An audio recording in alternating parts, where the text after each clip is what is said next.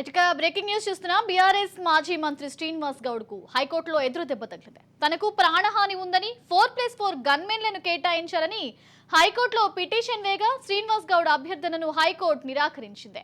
ఇలా ప్రతి ఒక్కరికి భద్రత కల్పించడం సాధ్యం కాదని శ్రీనివాస్ గౌడ్ కు గన్మెన్లు అవసరమో లేదో డీజీపీ తెలపాలని కోరింది. కౌంటర్ దాఖలు చేయాలని డీజీపీకి హైకోర్టు ఆదేశించింది. తదుపరి విచారణను మార్చి 19కి వాయిదా వేసింది.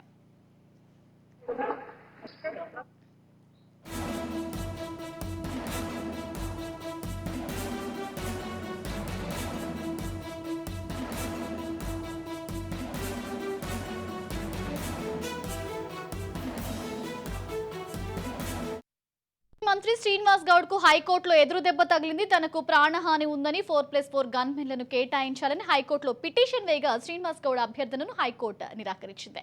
ఇక ఇలా ప్రతి ఒక్కరికి భద్రత కల్పించడం సాధ్యం కాదని శ్రీనివాస్ గౌడ్ కు గన్మెన్లు అవసరమో లేదో డీజీపీ తెలపాలని కోరింది. కౌంటర్ దాఖలు చేయాలని డీజీపీకి హైకోర్టు ఆదేశించింది. తదుపరి విచారణను మార్చి 19కి వాయిదా వేసింది. ఓవరాల్ ఇదే అంశానికి సంబంధించి మరింత సమాచారం మా ప్రతినిధి మహేంద్ర అందిస్తారు. మహేంద్ర, తన భద్రత కోసం శ్రీనివాస్ గౌడ్ అభ్యర్థనను హైకోర్టు కొట్టివేసినట్టు తెలుస్తుంది. దీనికి సంబంధించి అప్డేట్ ఏంటి? మాజీ మంత్రి శ్రీనివాస్ గౌడ్ కు హైకోర్టులో చుట్టూ ఎదురైంది. తనకు 4+4 గన్మెన్లు కేటాయించాలని శ్రీనివాస్ గౌడ్ హైకోర్టులో పిటిషన్ వేశారు.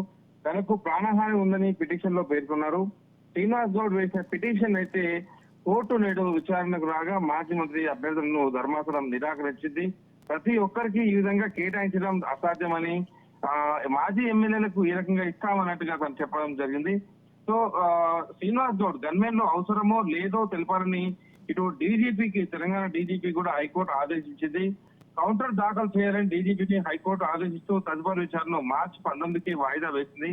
శ్రీనివాస్ గౌడ్ కు ప్రాణహాని ఉందని అయితే పిటిషన్ వేశాడు. నిజానికి అంత పెద్ద ప్రాణహాని తనకు ఉందా? ఇప్పుడు వివాదాల్లో కేరాఫ్ అడ్రస్ గా శ్రీనివాస్ గౌడ్ అయితే ఉంటారు. మరి ఆయన వ్యక్తిగత కారణాల కోసం ప్రభుత్వం నుంచి గన్మెన్లను మరి ఏ హోదాలో అడుగుతాడు అనే దానిపైన కూడా ఇటు విమర్శలు వస్తున్న పరిస్థితి కనిపిస్తుంది. మరి ఇప్పటికే చాలా వివాదాల్లో ఆయన తలదూర్చడం, చాలా వివాదాతంగా తను ఉండడం అనేది కూడా ప్రతి నిత్యం మనం చూసాం. తన మంత్రి హోదాలో ఉన్నప్పటి నుంచి కూడా. సో నేడు తనకు గన్మెన్లు కావాలని కోరిన నేపథ్యంలో కోర్టు అయితే కోర్టులో తనకైతే చుట్టెదురైన పరిస్థితి కనిపించింది. Right, thank you Mahender.